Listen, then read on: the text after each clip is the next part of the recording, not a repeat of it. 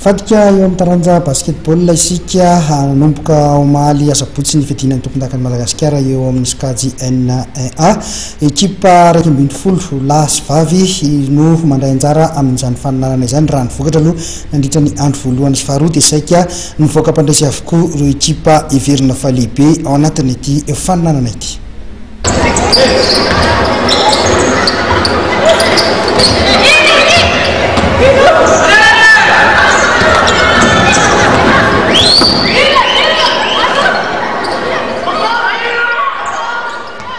Saika mivoaka nandresy avokoa ireo ekipa heverina fa lehibe nandritra ny andro voalohany sy faharoa amin'ity fidinana ny tompon-dakan'i Madagasikara ity ho an'ny taranja basketball.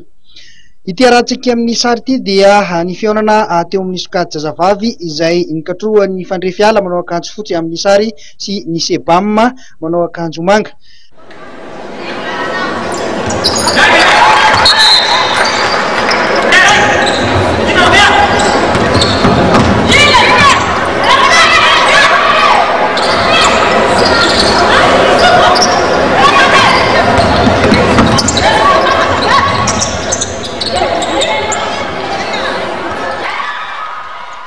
Ny Fandriafiala avy eto Analamanga teto no nivoaka nandresy tamin'ny isa 3-20 no 2-20 nanoloana ny Sebam avy any Boeny.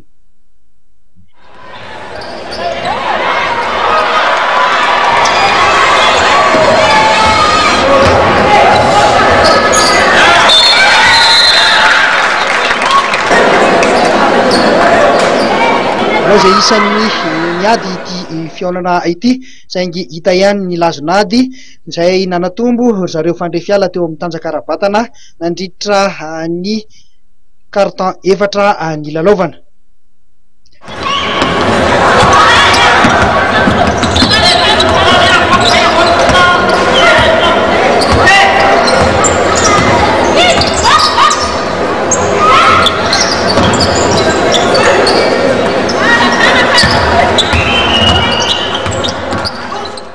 Toy izao ary ireo vokatra hafa nandritra ity faninanana ity ho an'ny sokajy zazavavy.